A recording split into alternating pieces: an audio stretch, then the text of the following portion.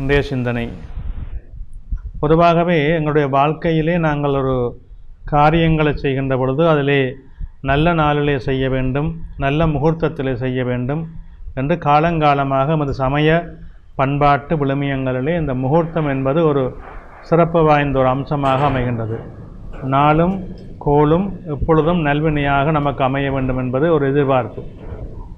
இது நிச்சயமாக அந்த முகூர்த்தங்கள் பார்த்து செய்கின்ற பொழுது அதிலே நல்ல வெற்றிகளும் அனுகூலங்களும் எங்களுக்கு அமைவது கண்கூடாக காணுகின்றோம். நாங்கள் ஒரு நல்ல விடயங்கள் செய்கின்ற பொழுது எங்களோடு சேர்ந்ததாக இந்த இயற்கையும் இருக்க வேண்டும் என்பது நமது சோதர நூல்களில் கூறுகின்ற ஆணித்தரமான கருத்து. அத்தோடு நம்மவர்கள் பெரியவர்கள் நம்மை சார்ந்தவர்கள் எல்லோரும் இந்த முகூர்த்த நிர்ணயங்களை சரியாக செயல்பட வேண்டும் என்று கருத்தாக பல விடயங்களை எமக்கு வழிகாட்டிக்க இருக்கின்றார்கள்.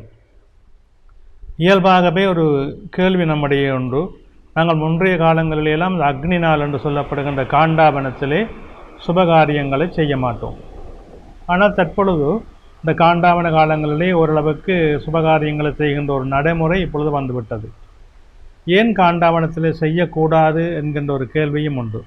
காண்டாவனம் என்பது அக்னி நாள், இயற்கை புறம்பாக செயல்படுகின்ற காலம்.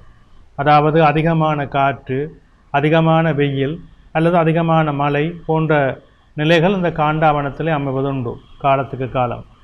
அப்போ நமது நடைமுறை வாழ்வியலோடு ஒன்றிய இயற்கை நமக்கு வாழ்வியலுக்கு முரணாக நிற்கின்ற காலங்களிலே நல்ல காரியங்களை செய்கின்ற பொழுது உள்ள மனப்பூர்வமாகவும் செயல்பாடு மூலமாகவும் நாங்கள் சற்று குழம்பி இருப்போம். எங்களுடைய காரியங்கள் தடைப்படக்கூடிய நிலைகள் எல்லாம் ஏற்படும். அதிகமான காற்று வீசுகின்ற பொழுது, அதிகமான வெப்பம் ஏற்படுகின்ற பொழுதெல்லாம் எங்களுக்கு உணர்வு ரீதியாக மனம் குழப்பமடையும். காரியங்களிலே ஒரு எரிச்சத்தன்மை ஏற்படும், தடைகள் ஏற்படும், மந்த நிலைகள் ஏற்படும். இவற்றையெல்லாம் நாங்கள் கருத்திலே கொள்ள வேண்டும். இயற்கை நமக்கு சாதகமாக இருக்கின்ற பொழுதுதான் முகூர்த்தங்களும் நமக்கு அனுகூலமாக அமையும்.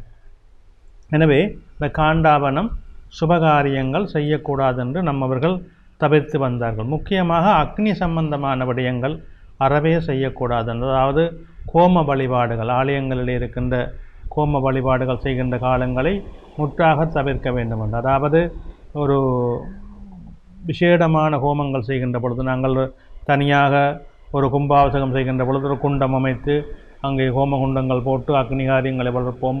அது விசேடமாக அந்த அக்னிகளை நாங்கள் நேர காலத்துக்கு 2 வேளைகள் செய்வோம். அப்படி செய்கின்ற பொழுதெல்லாம் அது இந்த அக்னி காரியங்களை செய்கின்ற பொழுதெல்லாம் இந்த அக்னி நாள் அதுக்கு உகந்ததாக இருக்காது.